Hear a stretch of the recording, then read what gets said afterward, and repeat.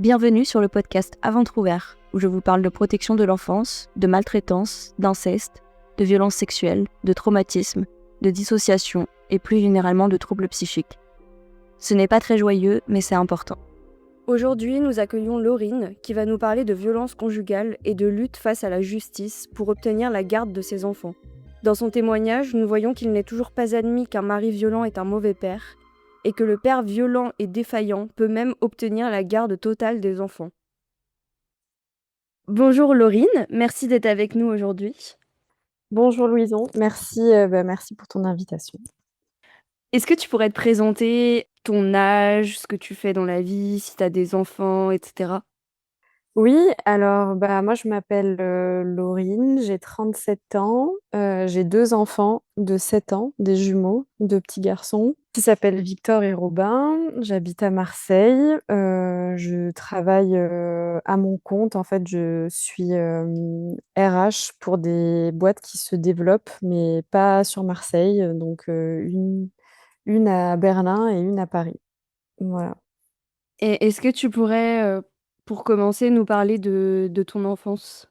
Le milieu familial dans lequel tu as grandi, comment ça s'est passé, quel enfant tu étais?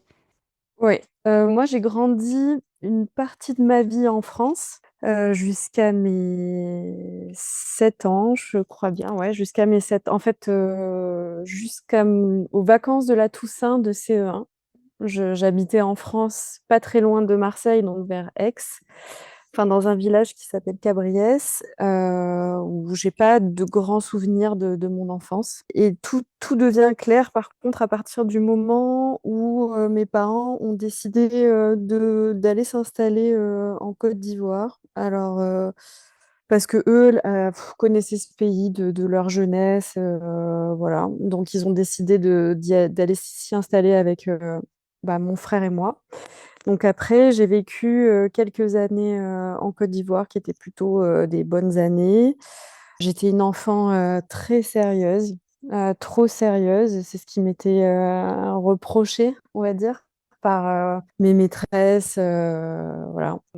Je m'amusais pas beaucoup et j'avais déjà conscience qu'il fallait un peu que je me débrouille, quoi. Donc, je faisais beaucoup de sport et je travaillais beaucoup. Enfin, finalement, quand j'y pense, j'ai un peu la même vie aujourd'hui, quoi. Et puis après, mes parents se sont séparés et j'ai vécu un peu en périphérie, dans le Vaucluse, puis ensuite on est revenu sur Aix, avec ma mère et mon frère. Là, de trop sérieuse, j'ai un peu changé à l'adolescence et je me suis mise, tout en toujours travaillant beaucoup, explorer un peu plus, on va dire, avoir plus d'amis, m'ouvrir un peu plus. Mais bon, j'étais quand même très décalée culturellement, ayant plutôt grandi en Côte d'Ivoire et dans une bulle, dans ma bulle, hein, que je m'étais créée.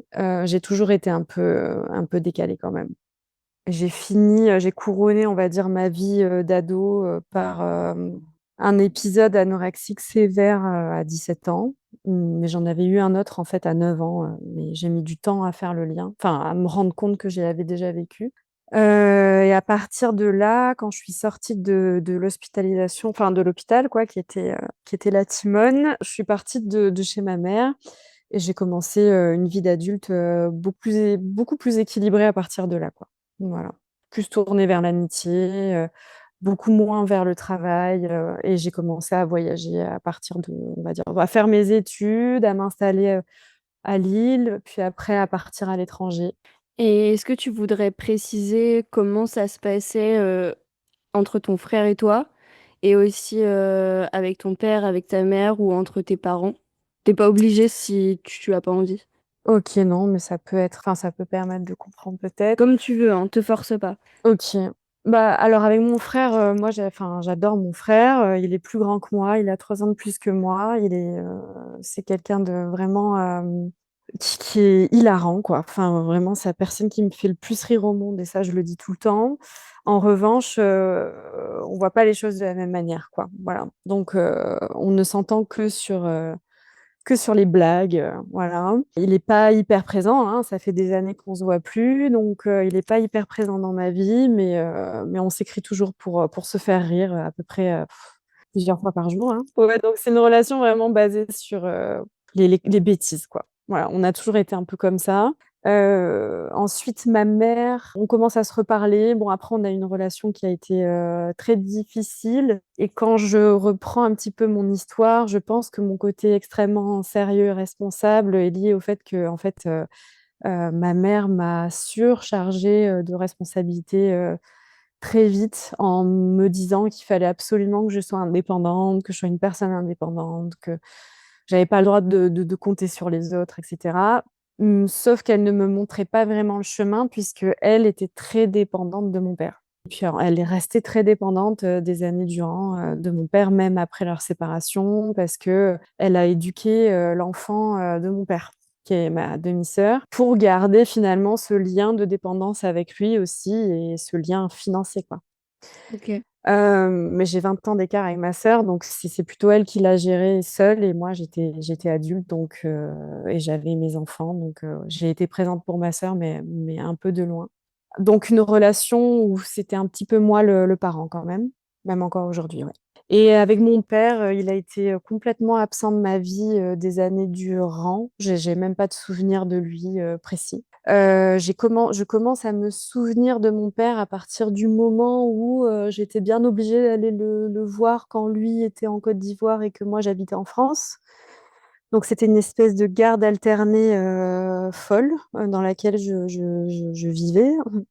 Tout le collège et tout le lycée. En fait, toutes les 6 semaines, je devais aller habiter avec lui, 2 semaines et puis 2 mois l'été. Voilà, sans vraiment le connaître, hein, la première fois que j'ai débarqué, finalement chez lui, sans ma mère et mon frère, parce que mon frère ne voulait pas y aller, ben, je l'ai vouvoyé, quoi. Et mon père, c'est quelqu'un avec qui je n'ai plus aucun contact et qui vit, totalement dans une, fiction qui est faite de, qui est pas vraiment une fiction finalement, parce qu'il a réussi à vivre sa fiction. Il est dans le milieu de la nuit plutôt. Voilà, il a ouvert des boîtes de nuit, il s'est entouré du monde de la nuit, il a eu beaucoup de partenaires, très jeunes, qu'il a un peu «sortis» entre guillemets de la prostitution, même s'il les a pas du tout sortis, mais qu'il a bien profité de ce statut-là. Voilà, c'est quelqu'un avec qui, j'ai plus de rapport parce que c'était bien trop néfaste pour moi, quoi.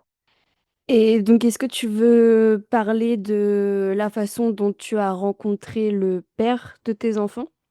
Alors, je l'ai rencontré à l'âge de 15 ans, en révisant le brevet et bon, voilà, je suis rapidement tombée amoureuse, quoi dire? On est restés trois ans ensemble, mais on a dû se séparer parce que, enfin, on a dû se séparer. Moi, j'ai décidé de mettre fin à la relation parce que tout le ciel me tombait sur la tête, quand j'ai fait un épisode, bon anorexique, sévère, hein. Je suis tombée à 35 kilogrammes, j'ai été hospitalisée, enfin ça a été, mon année de terminale a été un peu, chahutée, je dirais. Donc j'ai décidé de mettre un terme parce que, je le sentais pas capable de m'accompagner, sur la guérison et je pensais même qu'il avait peut-être été aussi à l'origine de cette grosse perte de confiance qui avait fait que j'avais un peu dévalé la pente. Justement, j'allais te demander, est-ce que avec du recul aujourd'hui, tu vois, quelques facteurs qui expliqueraient, justement cette période d'anorexie? Oui, clairement, les c'était le la peut-être l'intersection de beaucoup de choses, en fait, qui m'avaient paru, gérables, mais qui, une fois accumulées toutes ensemble, sont devenues, comme je sais pas, comme un cancer, quoi. J'avais, une mère qui sortait, beaucoup à l'époque, qui, sortait, qui était jamais à la maison, qui buvait beaucoup, elle avait aussi eu des mauvaises fréquentations, des gens qui avaient, essayer de nous agresser à l'intérieur de la maison et puis à côté de ça, bah, j'avais un père, totalement, lointain qui, à la fois avait des relations avec des femmes, très jeunes, qui prenaient beaucoup de drogue, et cetera et qui moi, je vivais un peu ça, donc quand j'allais le voir, il fallait que je m'occupe de ces personnes, qui faisaient des crises de manque, d'épilepsie, enfin bon et bon, moi, c'était un peu mes vacances, quoi. C'était pas, des vacances, vraiment, reposantes et j'avais mon copain de l'époque qui est devenu bien après le père de mes enfants, mais à cette époque-là était simplement mon copain. Il n'y avait pas les réseaux, mais on s'appelait tous les soirs, et il était très jeune. Donc j'avais le sentiment d'étouffer. Il était très jaloux, mais finalement, lui menait une vie, bien plus libre que la mienne. Donc je ressentais aussi cette forte, inégalité, quoi. Vous aviez Et le même âge? oui, on avait le même âge. OK. Lui était très libre, il séchait les cours, il avait des parents équilibrés, enfin ça tout il était dans la joie, quoi, enfin dans la joie qu'on imagine pour un ado. Et moi, j'étais pas du tout dans cette vie-là, et pour autant, c'était toujours moi qui étais la mauvaise copine qu'il fallait, discipliner, quoi. Donc je sortais de moins en moins et j'avais de moins en moins de vie, et cetera. Et je dirais que le quatrième facteur, ça a été le bac. En fait, la pression du bac. Puisque comme j'ai toujours mis le travail comme, priorité, la peur de pas avoir mon bac et peut-être la peur de l'après-lycée m'a fait finalement chavirer dans quelque chose de ouais, une maladie, psy, quoi. Et donc tu as fini par retourner avec ce garçon-là?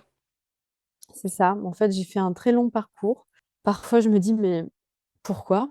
Mais bon, quand je vois mes enfants, j'ai ma réponse, donc ça va. Mais tu te dis, tu vis plein d'étapes et tu retournes à ton point de départ, c'est que ton point de départ était le bon, quoi. Tu as l'impression que ça valide ton premier choix, mais l'issue, m'a invalidée, quoi. Hormis le fait qu'on a eu, 2 magnifiques enfants. Mon premier amour, que j'avais jamais véritablement oublié, m'a rajoutée sur un réseau social, je sais même plus lequel. On s'était mis à discuter et il a quand même, un peu insisté pour qu'on se revoie, pour rediscuter après ces 9 années, sans se parler. Bon, bah, on s'est revus et dès le premier soir, il m'a un peu sorti, le grand jeu. Bah, le fait qu'il avait jamais cessé de penser à moi, que j'étais son idéal féminin, qu'il avait jamais, voilà, oublié qui Cette j'étais. expression est un red flag pour moi. Oui, pour moi maintenant aussi, mais à l'époque, ça a bien Ah oui. flatté mon ego, je dois dire. J'ai eu droit à regarde ma signature et effectivement sa signature, et c'est toujours le cas aujourd'hui, c'est mes initiales et non pas les siennes. Voilà. Mais c'est trop bizarre. Oui, oui, et moi j'ai vu ça comme un signe du destin qui me tendait enfin la main, et je me suis dit: «Bah, peut-être que mes prières ont été entendues, voilà, la personne, que j'ai jamais véritablement oubliée finalement, m'a pas oubliée non plus, et c'est qu'on est fait pour, voilà, se revoir, quoi, pour, se remettre ensemble». Et dès le premier soir, il m'a demandé d'arrêter ma pilule et il m'a dit qu'on avait suffisamment perdu de temps et qu'on allait se remettre ensemble. Et tu as accepté? J'ai accepté. Tu avais envie d'avoir des enfants avec lui? J'avais envie d'avoir des enfants, et lui, je pensais que c'était la meilleure personne pour ça parce qu'on se connaissait depuis, bien avant, enfin depuis très longtemps, et il Mmh. m'avait connue à une époque, assez noire de ma vie. Mon adolescence est quand même, la période la plus dure, et pourtant il m'avait aimée. Donc moi je pensais que ça signifiait qu'il allait m'aimer encore plus dans la version adulte que j'étais devenue, quoi. Oui, je comprends. Et c'est là que les problèmes ont commencé, en fait. Très rapidement, il y a pas eu, de période de «lune de miel» entre guillemets.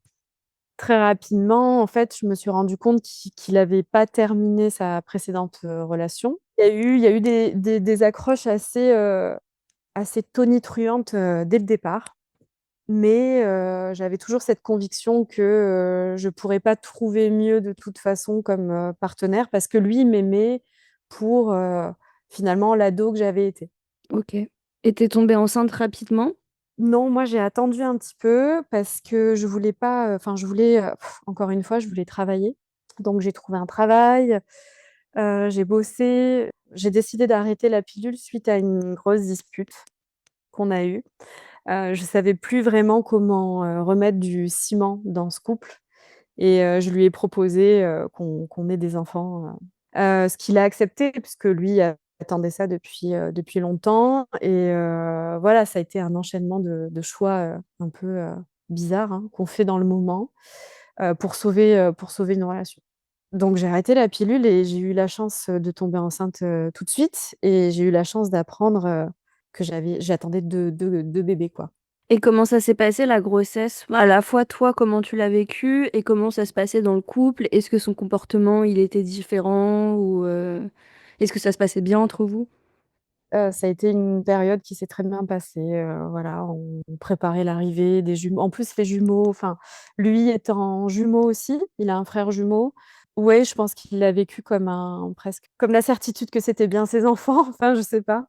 Mais peut-être qu'il s'est projeté ou enfin, il était vraiment très fier, que ce soit, des jumeaux et des garçons comme lui et son frère, quoi. Voilà. Donc j'ai été choyée pendant ma grossesse. Ça, je dois le reconnaître.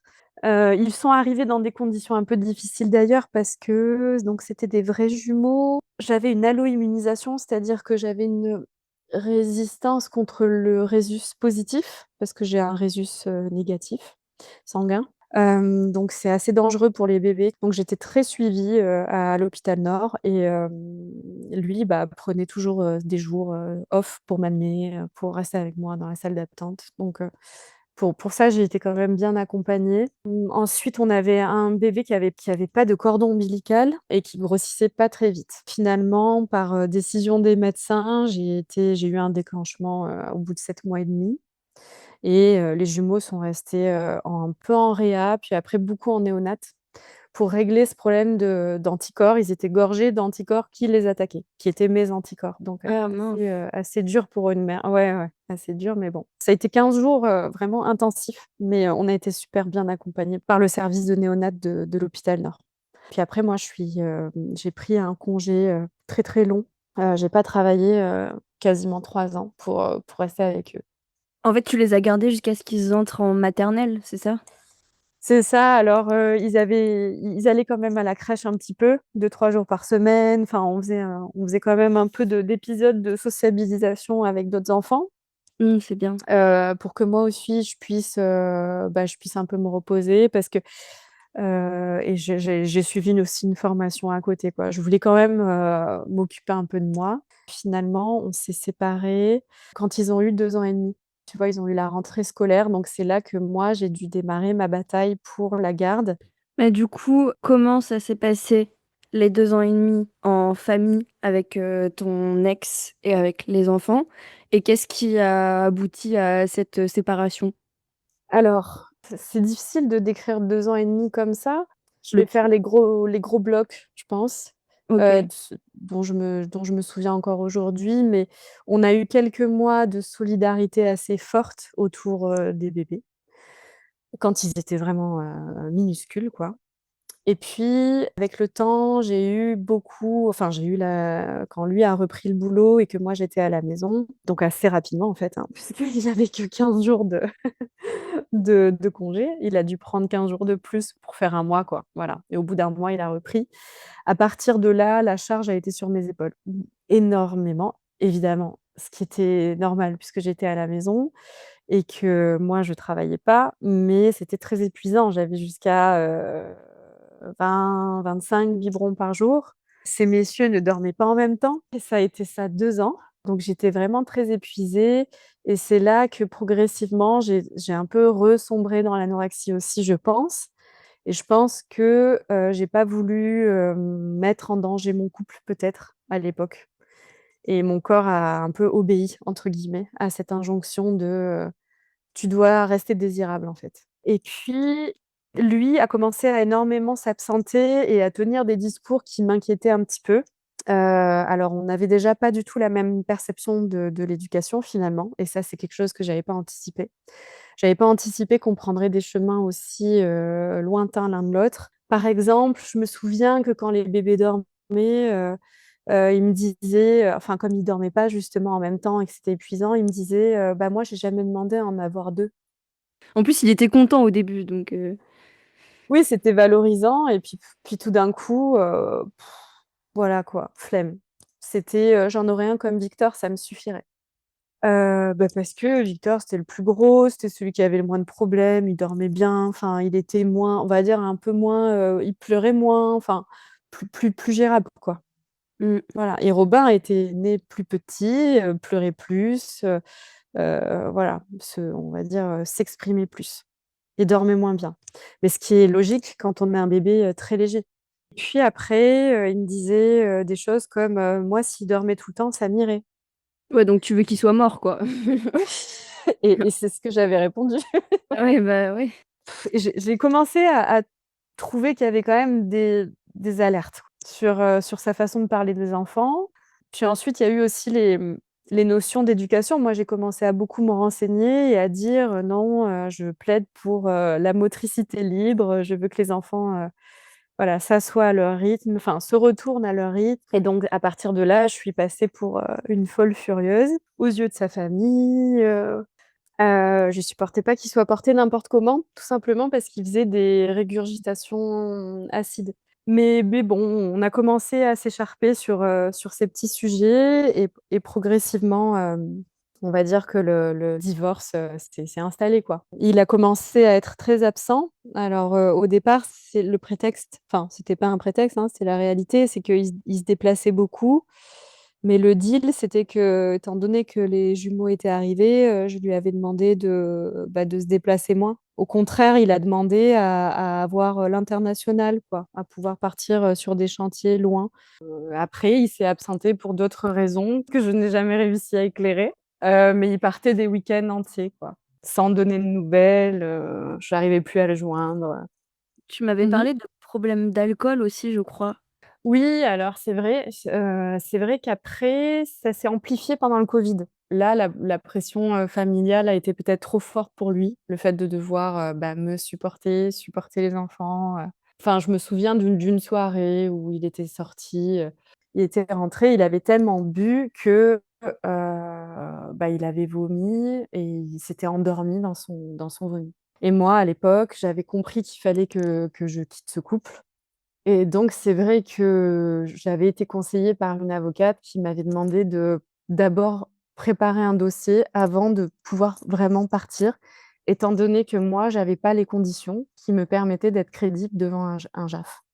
Et donc Ouais. comment ça s'est passé justement, la garde des enfants? Qu'est-ce qui a été demandé? Qu'est-ce qui a été dit finalement, Donc ils avaient 2 ans et demi, c'est ça? C'est ça, ils avaient 2 ans et demi et il y a eu des épisodes de violence successifs, dont je me souviens, par exemple. Je me souviens il m'a mis un coup de poing dans le dos à une époque où à un moment où j'étais en train de bercer, Robin d'ailleurs, le plus petit. Il y a eu aussi un moment où il m'a fait une balayette, dans la cuisine et je suis tombée, sur le carrelage, quoi, et ma tête a vraiment frôlé une poignée carrée avec des angles, quoi. Et je me suis dit, bah, que j'aurais peut-être pu me prendre un angle, dans le cou et dans le crâne et mourir, Mmh. quoi. Mais voilà, je suis pas morte. Et puis après, moi, j'ai commencé aussi à me faire du mal. Donc, je n'ai pas arrêté de manger cette fois-ci, j'ai continué à manger.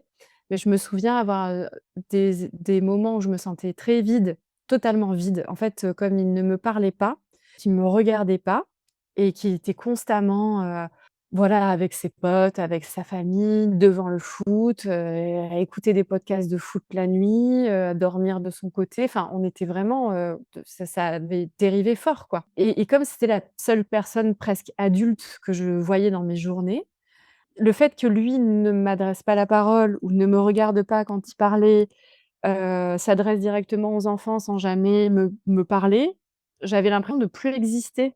Mmh. Je savais plus trop si j'étais là ou pas, quoi. Et je me souviens que parfois, j'avais besoin de me cogner pour, être sûre que j'étais bien là, parce que j'avais ce doute. Donc ça pouvait m'arriver la nuit de me cogner contre des murs, comme ça pouvait m'arriver la journée si j'avais pas les enfants, de regarder un mur et de courir droit dans le mur et de sauter pour être sûre que je m'écrasais bien sur le mur, quoi. Et en parallèle, j'ai découvert quelques podcasts, qui m'ont permis de me rendre compte que c'était quand même pas bien normal ce que je vivais comme situation. Et j'ai commencé à faire, on va dire un peu du dev perso, quoi, mais en écoutant des podcasts, d'ailleurs ça s'appelle, Se sentir bien. Je crois qu'il existe toujours, mais je l'écoute plus du tout. Je l'ai bouffé à cette époque parce que, bah, ça me faisait, presque une autre personne adulte qui me parlait pas directement, mais qui me disait des choses, sensées, quoi. Mmh. Voilà. Donc, j'avais, reçu un message d'une voisine qui m'avait dit, enfin ma voisine de palier que je connaissais pas bien, hein, qui était juste une voisine et qui m'avait dit, «J'entends ce qui se passe, tu peux venir chez moi quand tu veux». Elle entendait des cris ou des choses comme ça? Elle, oui. Et puis après, j'ai entendu on habitait dans une résidence à la Durane, voilà, je sais pas si tu connais, c'est, périphérie d'Aix.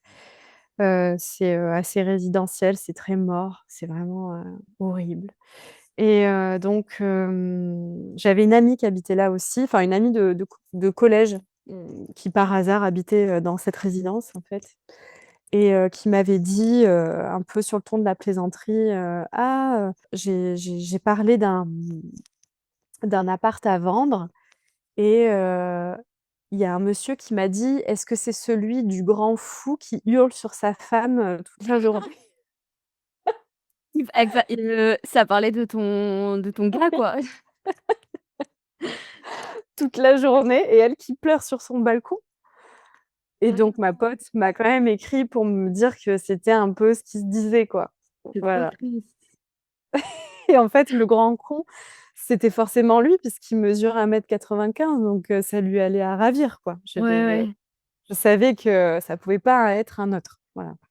Donc je me suis dit: «Tu commences vraiment à faire de la peine, Laurie. Enfin, tu t'es toujours battue, tu as toujours, été de l'avant et c'est pas pour avoir cette vie-là et même si c'est pour ton prince charmant, tu mérites pas cette vie-là, quoi» et soit dit en passant, il y a 2 enfants qui ont pas demandé à être là et qui vont se mettre à subir une vie, pas ouf pour eux. Donc d'ailleurs, ils ne dormaient pas.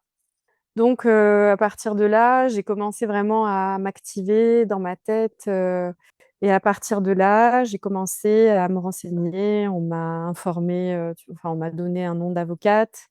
J'ai commencé à appeler cette avocate qui m'avait dit: «Monte un dossier parce que là, tu es pas assez solide» et cetera et c'est là que j'avais eu l'idée de prendre en photo, mon ex, qui s'étalait dans son vomi. Mais si j'avais pas été dans cette démarche, j'aurais presque pas vu ça comme une grosse alerte. J'aurais juste trouvé ça, très emmerdant, de devoir, faire le ménage en pleine nuit avec les enfants qui ont peur, qui se réveillent et cetera. Mais bon, voilà, à cette époque-là, j'ai saisi un petit peu cet événement pour renforcer aussi mon dossier, quoi.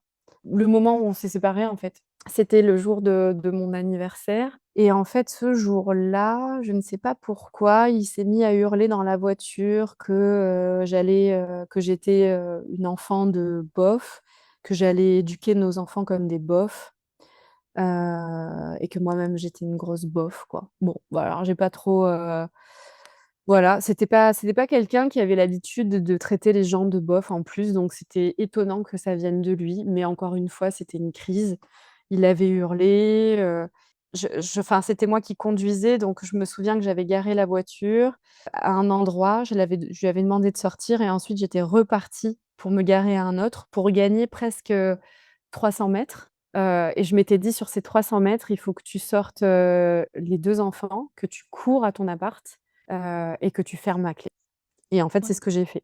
Je lui ai dit: «On n'habitera plus jamais sous le même toit» et ça a été le cas. En fait, on a organisé la garde alternée, au départ entre nous, de cette façon-là. Donc lui restait, donc c'était pas une garde alternée, équivalente, mais moi je les avais, je crois, du jeudi au lundi et lui, du lundi au mercredi, quoi. Voilà. Donc celui qui avait les enfants restait dans l'appart et pendant ce temps-là, il allait, où bon lui semblait. Enfin, pendant qu'il celui qui a pas les enfants, par contre, se faisait héberger ailleurs. OK. On a fait ça l'été 2020 et ensuite, moi, j'ai compris qu'il fallait que je quitte cet appartement quand même. Moi, j'avais pas les moyens de le reprendre à moi toute seule, quoi. Je travaillais pas, donc je pouvais pas payer tout le loyer. Donc à partir de là, j'ai commencé à postuler un peu de tous les côtés et il s'avère que Bordeaux a répondu favorablement, un job à Bordeaux et c'est là qu'il a lancé la procédure, en fait. Ah, c'est lui qui a lancé la procédure? OK, C'est ça. je savais pas, je pensais que c'était toi. Mmh. Non, c'est lui qui m'a assignée, en disant que j'allais enlever les enfants pour aller vivre à Bordeaux avec un mec et c'est ce qui a fait qu'il a obtenu une assignation à date fixe donc je crois que c'est ça le nom de la procédure. Donc il a lancé ça en septembre, quand moi j'ai eu mes entretiens, que j'ai eu une réponse favorable, ça devait être fin septembre et il a obtenu une audience pour, novembre, je crois, tu vois? Ah oui. Alors que O d'habitude, c'est très long. Ouais, non, mais j'ai l'impression qu'ils choisissent, un peu quand ils veulent être rapides et un peu quand ils veulent pas l'être quoi, dans le système judiciaire, tu vois? Et ils ont réussi. Enfin, son avocate a été, convaincante, je pense, parce que lui, il a bah, il là, je crois qu'il a mis la casquette de la victime, du père, bafoué, dont la mère, veut, lui retirer, ses enfants, quoi. Alors qu'il était pas question que je lui retire ses enfants. Moi, il était question juste qu'il fallait que je bosse, que je me loge et qu'on organise, en fait. Mais comme je les avais déjà plus que lui et qu'il se déplaçait, pour moi, c'était naturel que les enfants, gravitent plus autour de moi que de lui. Enfin, Non, mais oui, en plus, il veut pas s'en occuper et il est tout le temps en déplacement, donc et alors comment ça s'est passé du coup la procédure? ça s'est passé, donc on a eu une audience, donc très rapide. Moi, je pensais être plutôt confiante, jusqu'à ce que, juste avant l'audience, il y ait des derniers échanges entre avocats. Et là, dans les derniers échanges, j'ai compris en fait que le vent avait tourné en ma défaveur, quoi. J'étais vraiment, la mère, ouais, qui pensait qu'à elle, qui était partie rejoindre un mec, nin alors que bon, c'était pas du tout en ligne de compte, mais anyway, j'avais un contact à Bordeaux que je connaissais de Côte d'Ivoire et qui était un homme, donc forcément, je me la faisais avec lui, quoi. Voilà. Mmh. Et puis, les derniers échanges, bah, c'est là que ça m'a vraiment brisée, puisque j'ai vu que des gens très proches de moi, dont la fameuse personne chez qui j'étais partie réviser mon brevet, qui m'avait, fait connaître, le père de mes enfants, et on avait donc révisé le brevet ensemble en 3e. Donc cette amie-là, avait témoigné contre moi. C'était une amie, enfin, elle connaissait ma vie, mes problèmes, depuis toujours. C'était bien une des seules personnes à qui je confiais mes problèmes. Mais du coup, elle a dit quoi sur toi? Et la phrase, m'est toujours restée en tête, tu vois, 5 ans après, «Laurine est quelqu'un qui fuit devant ses responsabilités». Oh! Je pensais pas mériter ça, quoi. Et en plus, c'était bien la phrase qui donnait, crédit au discours de mon ex. Mmh. Mmh. Puisqu'en gros, bah, c'était moi qui fuyais le couple, c'était moi qui fuyais ex, et c'était ouais, donc du coup, ça avait du sens, en fait, pour un juge qui ne me connaissait pas. Et ton ta mère et les parents de ton ex, ils ont témoigné eux? Oui, ils ont témoigné. Ma mère, il a fallu que je négocie, fortement pour qu'elle, daigne témoigner. Tout simplement en disant que j'étais une bonne mère, quoi. Voilà. Et puis la mère de mon ex, qui savait qu'il y avait des problèmes de violence, enfin à qui j'avais confié des choses et à qui j'avais demandé de l'aide à plusieurs reprises. Je l'avais même appelé en pleine nuit, donc ce jour où il dormait dans son vomi, bon, j'avais quand même appelé, hein, pour la tenir informée de la situation et lui dire que ça ne s'arrangeait pas. Elle a fait un témoignage, de grand-mère qui a pas envie de voir partir ses petits-enfants, quoi. Donc elle a dit qu'elle avait, 4 enfants soudés, que ses petits-enfants avaient des cousins, avaient des parrains-marraines et que toute la famille était soudée et qu'elle serait derrière son fils, pour couvrir tous ses déplacements. Et alors comment ça Donc s'est terminé, au niveau de la décision sur la garde?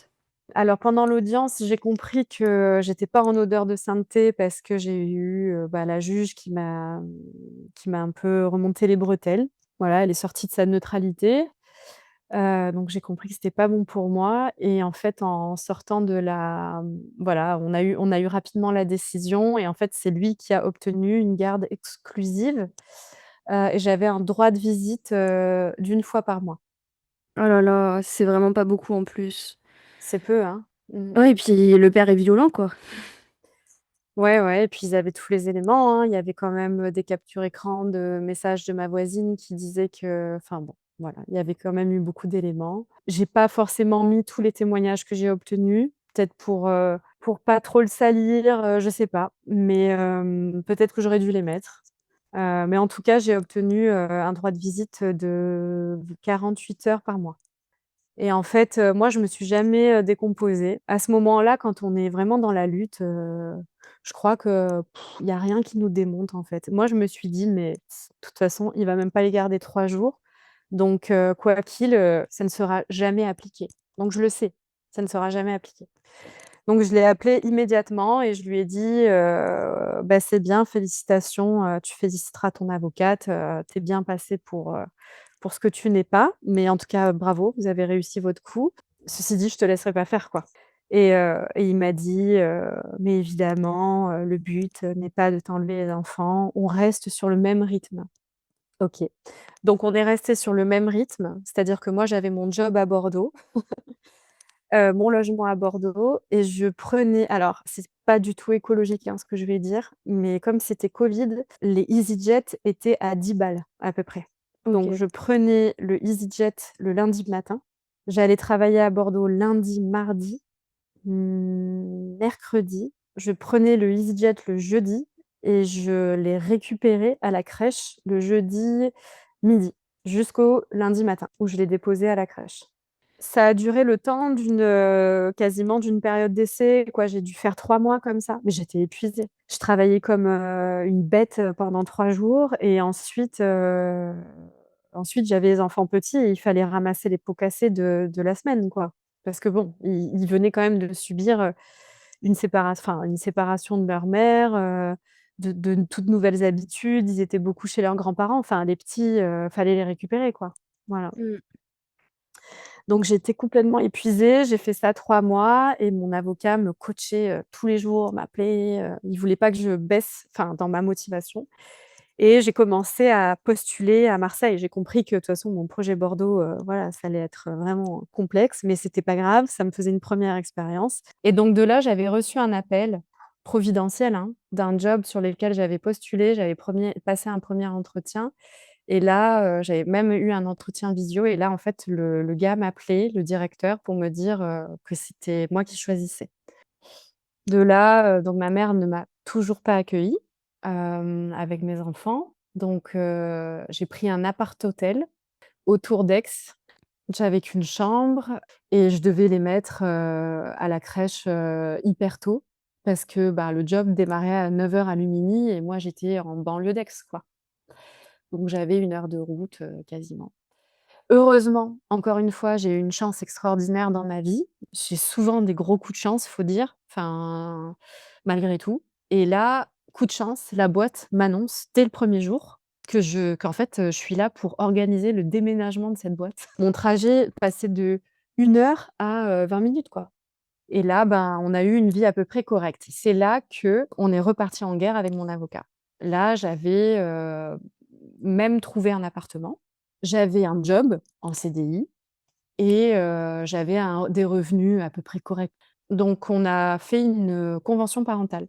C'est Donc quoi ça? Je connais pas. la convention parentale, c'est un petit peu les avocats qui discutent, qui donnent un petit peu, voilà, l'intérêt supérieur de l'enfant dans la situation et mon avocat a fait entendre la réalité un peu à, l'avocate de mon ex en disant: «Bah, regarde, en fait, il a attaqué, il a demandé, il a obtenu, mais il a jamais gardé ses enfants. Oui. Enfin, si vous aviez un doute sur le fait qu'elle ait fait ça pour son intérêt, maintenant vous avez la preuve que non, tout ce qui compte pour elle, c'est ses enfants». Et la conclusion de ce truc-là, c'est que j'ai obtenu un 60-40, 60 pour moi, 40 pour lui.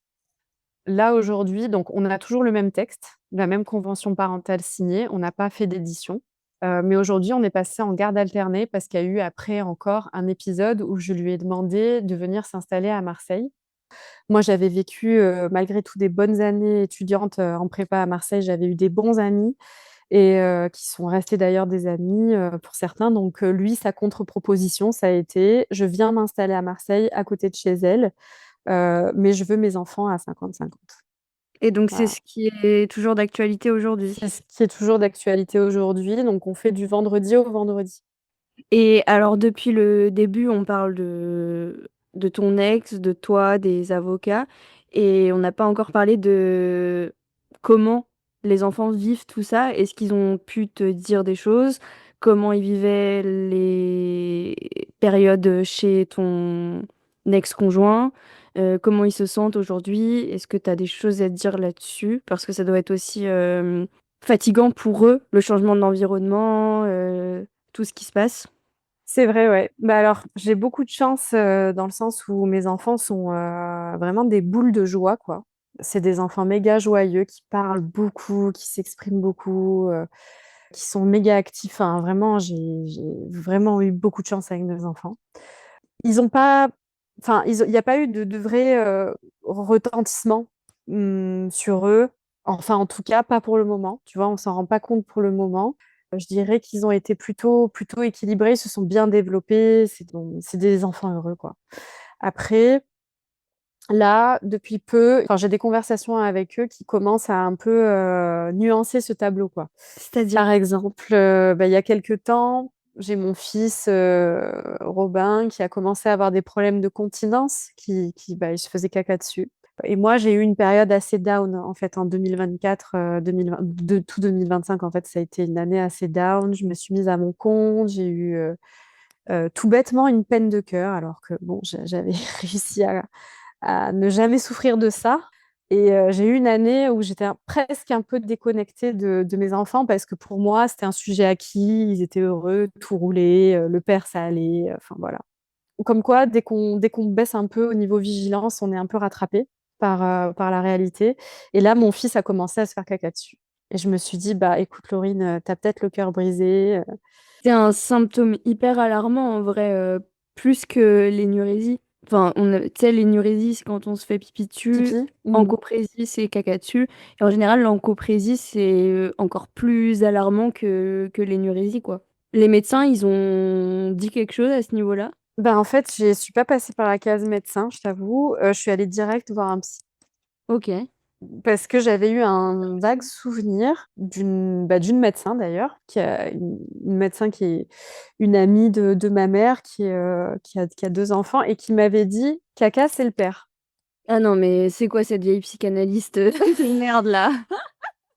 Pipi, Et c'est la donc mère, caca, c'est le père. Non mais n'importe quoi par contre, je faut arrêter. m'étais dit: «C'est aussi simple que ça?» Mais pas du bon, tout. OK, donc je me suis dit: «Il y a peut-être un truc avec son père», et je me suis dit: «C'est psy». Et je sais que le père est allé voir un médecin, dans une permanence médicale et le médecin avait eu plutôt une approche, organique, j'ai envie de dire, où il lui avait dit: «Mais, est-ce que tu vas aux toilettes assez vite?» Enfin bon, voilà, des choses un peu comme ça. Et moi, je me suis dit: «Bon, bah, c'est sûr, c'est psy», puisqu'elle avait dit, «Caca, c'est le père». Enfin, Non, mais ça peut très bien être, lié à quelque chose de psychologique et ça peut très bien être lié au père aussi, mais c'est pas, le caca, c'est le père. Enfin, ce serait très simple quand même. bah, non, mais c'est ça m'énerve, en fait. C'est tu sais, les théories, new age, psychanalytiques, complètement tirées par les cheveux, en l'occurrence, c'est sûrement psy et peut-être que c'est lié au père, mais c'est pas parce que c'est du caca que c'est lié au père, quoi. Enfin, c'est n'importe quoi. Bon, bref. Ouais. Et bon, d'ailleurs mon psy a pas dit, enfin le psy a pas dit que c'était, obligatoirement le père. Il m'a demandé de finir le cycle avec le père, par contre. Chose que mon ex a refusée. Donc on est allé chez le psy et ce que j'ai compris, enfin, en 3 4 mois, ça a été résorbé, ces petits soucis-là. J'en ai quand même appris pas mal sur, le stress qu'il vivait, chez son père. Et là, finalement, actuellement, je suis en train de me rendre compte que, peut-être que j'ai un peu idéalisé la situation en disant que ça y est, c'était réglé, tout allait bien, ça se passait bien, enfin voilà. Finalement, ils sont anxieux quand ils sont Oui, chez le père, c'est ça? oui, oui. Bah, là, je suis en train de me rendre compte que c'est ça, en fait. Ils subissent, une oppression que je subissais, quand j'étais avec le père. Et aujourd'hui, je suis quand même attentive à certaines scènes quand on se passe les enfants, quand, il nous arrive de faire, par exemple, voilà, des moments où on se retrouve à 4. C'est très court, c'est très rare d'ailleurs, mais pendant ces moments-là, j'arrive à observer, le comportement de mes fils avec leur père et je me rends compte, des changements d'attitude, des changements de voix. Je me rends compte que ça de la peur, en fait, qui est ressentie. Tout simplement, mes enfants ont peur, quoi. Et tu m'avais dit, qu'un de tes 2 enfants, t'avait déjà dit, «Qu'est-ce que tu crois, qu'on veut aller là-bas?» ou quelque chose comme ça, à un moment. Oui, oui, oui. Bah, je lui avais dit: «J'ai pas vraiment envie», enfin, je sais pas si j'ai raison de leur dire ça d'ailleurs, mais je suis assez, transparente sur ce que je ressens et je leur avais dit: «J'ai pas envie de vous voir partir». Voilà. Et il m'avait dit: «Mais parce que tu crois que nous, on a envie d'y aller?» En parlant de son père. Et la dernière fois, c'est vrai qu'on a eu une assez longue conversation tous les 3. Et ils m'ont dit, bah, par exemple, que le père, il a eu quelqu'un, une femme donc, qui est rentrée dans sa vie l'année dernière, mais dont il est séparé aujourd'hui. Et cette personne est rapidement rentrée dans la vie de mes enfants. Elle a rapidement participé aux anniversaires, enfin à des moments quand même assez importants. Bon, évidemment, le père n'avait pas communiqué, il m'en avait pas parlé, donc je l'ai appris par mes fils. Et c'est vrai que moi, j'ai un peu réagi en me disant, bah, on était censé se dire quand on présentait un officiel à nos enfants. Et par exemple, c'est le genre de choses qui va sanctionner. C'est des choses qui va sanctionner le fait que mes enfants dévoilent un petit peu ce qui se passe chez lui. Il va les punir, quoi. Ouais, exactement. Donc j'ai appris ça, j'ai appris qu'il enquêtait aussi sur ma vie privée, il voulait savoir si j'avais quelqu'un, pas quelqu'un, enfin voilà. Il demande à mes enfants: «Est-ce que votre mère cache quelque chose sur sa vie privée?» Il comprend pas tout simplement que je suis juste, seule depuis très longtemps et que c'est comme ça, enfin point. De un, il met la pression sur les enfants. Il joue avec un conflit de loyauté parce que donc ça vous met en opposition et les enfants doivent, en quelque sorte choisir, bah, leur camp quoi, donc c'est horrible et de 3, il met les enfants, entre vous 2, c'est-à-dire à l'intérieur de votre couple, comme s'ils avaient une responsabilité de dire les choses ou de partager des messages et cetera. Enfin, en fait, il les met à une place qui n'est pas du tout la leur et qui en plus, est violente, pour eux et crée des conflits, psychologiquement quoi, enfin des conflits de loyauté. Mmh mh. Ouais, c'est vrai que c'est des choses que mes enfants n'osent pas me dire parce que en fait, dans tous les cas, ils trahissent un des 2. S'ils racontent ma vie à leur père, ben, ils me trahissent. S'ils racontent à moi que leur père enquête, ils trahissent leur père. Enfin, ouais, c'est ça, c'est le vrai conflit de loyauté. J'ai aussi appris qu'il parlait de ma vie privée, à ses amis, voilà. J'ai aussi appris qu'il parlait de sa vie personnelle à mes enfants, enfin, qu'il parlait de ses dates Tinder devant mes enfants. Donc je trouve que c'est quand même ça aussi un peu déplacé. Ensuite, j'ai appris aussi qu'il y avait quelques brimades. Donc, par exemple, si un des 2, et c'est souvent Robin d'ailleurs, ne s'est pas très bien comporté au foot, imaginons, il n'a pas assez bien joué, il a pas été assez performant. Il est possible que le soir, il lui fasse, pas le plat qui était prévu, mais qu'il cuisine un plat que Robin ne mange pas.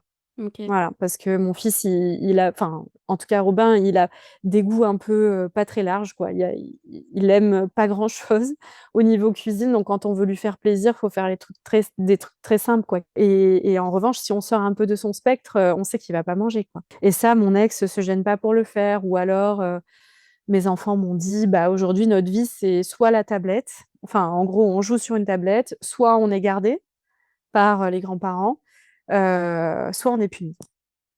Ouais. Donc, aujourd'hui, les langues se délient, ils ont bientôt 8 ans et je commence à, voilà, à prendre note et à recomposer, le dossier comme je l'ai fait il y a 5 ans. Finalement, les choses ne se sont pas résolues, comme ça.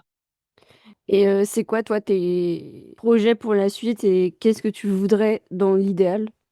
Moi, mes projets pour la suite, c'est, j'ai déjà bien sûr, tu sais, toujours dans mon esprit, rationnel, recontacté mon avocat en lui expliquant ce que je viens de t'expliquer et puis quelques autres éléments.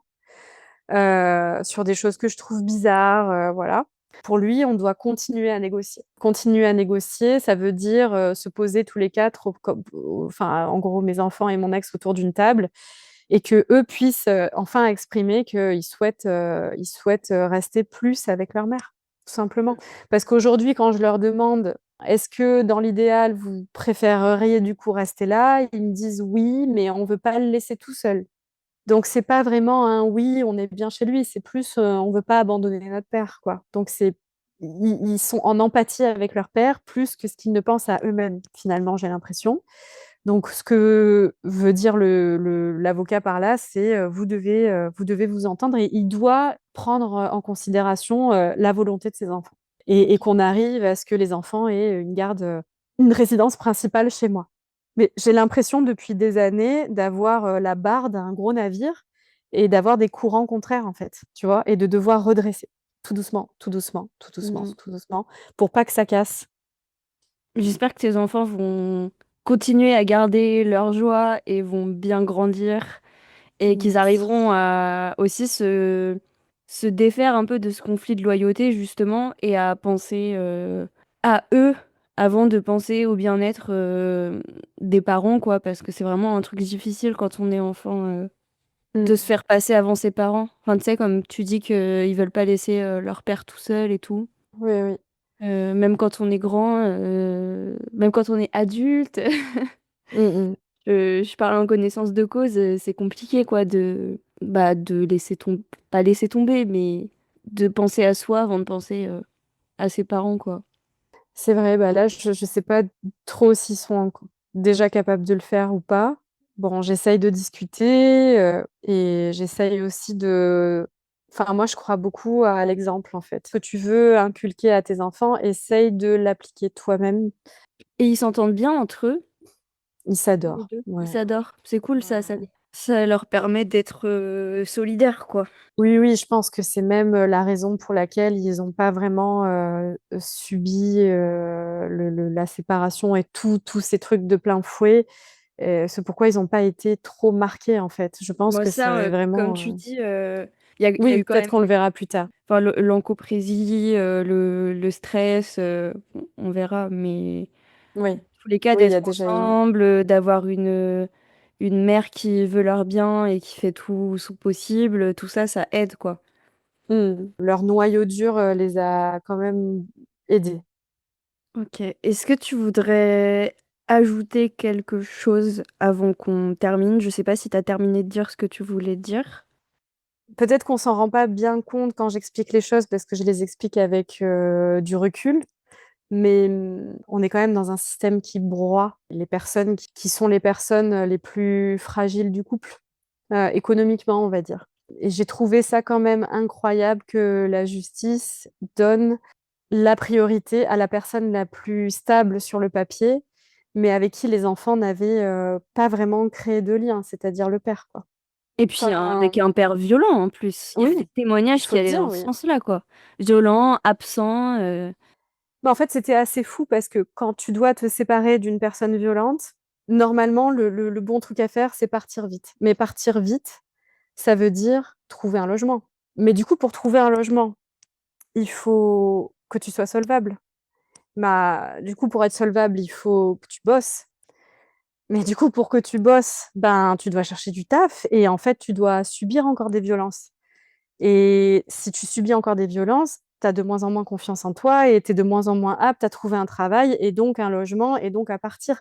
Enfin, et là, j'ai compris enfin, même si j'avais toujours eu l'intuition que les gens qui restaient, bah, restaient par amour, mais en fait non, là, j'ai compris que les gens qui restaient, restaient parce que on ne leur tend pas la main, quoi. En fait, beaucoup de portes se ferment, beaucoup de personnes ne t'appellent plus, beaucoup d'amis s'éloignent parce que, on a peur, on a l'impression que le malheur, c'est contagieux ou on a l'impression que ta situation, tu la mérites et que, tu dois vivre ta peine, quoi, seule et trouver la solution. Et trouver la solution au milieu de tout ça, c'est hyper compliqué. C'est un vrai casse-tête. Ça me Mmh. fait penser à un autre problème, justement, au moment de la séparation, quand il y a un père violent, ou alors un mari violent, mais bon, ça revient au même. C'est ce conflit, cette question de est-ce que je m'enfuis, mais dans ces cas-là, le père va demander de toute façon la garde et donc l'enfant une semaine sur deux ou autre modalité, mais parfois il a la garde totale, mais va être seul en fait avec l'enfant et donc ce sera pire pour l'enfant. Ou est-ce que je reste et comme ça l'enfant n'est jamais tout à fait seul avec le père violent. Et il y a aussi ce truc-là de se dire en fait qu'est-ce qui protège le plus l'enfant? Est-ce que c'est d'être une semaine sur deux sans le parent violent ou est-ce que c'est d'être tout le temps avec le parent violent mais toujours en la présence du parent dit protecteur, tu vois, il y a aussi ce Mmh truc-là mh. qui... Enfin, là, quand je dis ça, je parle notamment des enfants qui sont victimes d'inceste par le père, avec les mères qui, quand elles retirent l'enfant et quand elles ne le présentent pas au père, peuvent perdre la garde, quoi. Qu'est-ce C'est qui est le pire n'importe pour l'enfant? À chaque fois, c'est ça. Qu'est-ce qui est le pire pour l'enfant, en fait? C'est n'importe quoi. Mm. Mmh. C'est ça, bah, moi j'ai pris la décision de partir Mais je parce pense que tu que as bien fait, hein. Je pense que tu as vraiment bien fait de partir. merci, mais en fait, c'est des rencontres, tu vois? Dans ce cercle infernal, où j'arrivais pas à m'en sortir, j'ai quand même eu quelques lumières et je m'y suis accrochée. J'ai par exemple eu quelqu'un qui était passé, lui qui avait été un père, qui était passé par toute cette procédure-là pour récupérer la garde de sa fille, parce qu'au départ, il avait merdé, c'est-à-dire qu'il l'avait pas reconnue. Mmh. Et ensuite, il s'était disputé avec la mère, enfin, je sais plus ce qui s'était passé exactement, et la mère avait eu donc la garde principale. Ensuite, il avait eu le droit de visite médiatisé, et puis après, il avait fini par avoir une garde alternée. Enfin bref, il m'avait raconté son histoire. Et moi, je lui avais raconté un peu ce que j'étais en train de vivre. Et lui, il m'avait dit à cette époque, c'est sûr, tu l'aimes, ton train-train, ton appart, ta vie avec ton mec, mais ton appart, tu vas le quitter entre quatre planches un jour. Et je me suis dit, mais qu'est-ce qu'il dit entre quatre planches? Enfin, je crois Ouais, qu'il c'est parlait de horrible. travaux, tu vois? Enfin, Ah non, il parlait du cercueil. et oui, et après, je me suis dit, ah putain, mais il parle du cercueil. Et en fait, bah, en fait, ouais, il a raison. J'aurais pu y passer quand je suis tombée tout près de la poignée. Ouais, j'aurais pu y passer quand je saute contre les murs et imagine, je décide de sauter par-dessus bord, par-dessus le balcon, ça aurait pu m'arriver. Enfin, tu vois, pour être sûre que j'existais vraiment. Enfin, j'étais tellement en détresse.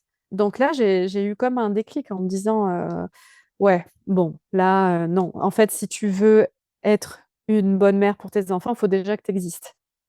Donc, pour que tu existes, ben, sauve ta peau. Voilà. Ouais, tu raison. Bah, merci en tout cas pour, ton témoignage et Ben, merci pour ton écoute, hein. merci pour ce que tu fais aussi, pour tes enfants. Merci ce que tu fais pour tous les enfants. Bah, merci beaucoup et bon courage pour la suite surtout. Ouais, bah écoute, je te tiendrai au courant. Merci beaucoup pour ton écoute et j'espère que bah, s'il y a des gens qui, tu vois, se trouvent dans ce moment de désespoir où tu n'arrives plus à trouver la lumière, bah, se disent bon, il faut toujours y croire, quoi. Il faut vraiment toujours y croire. Merci à Laurine pour son témoignage et pour sa confiance et merci à vous de nous avoir écoutés. À bientôt.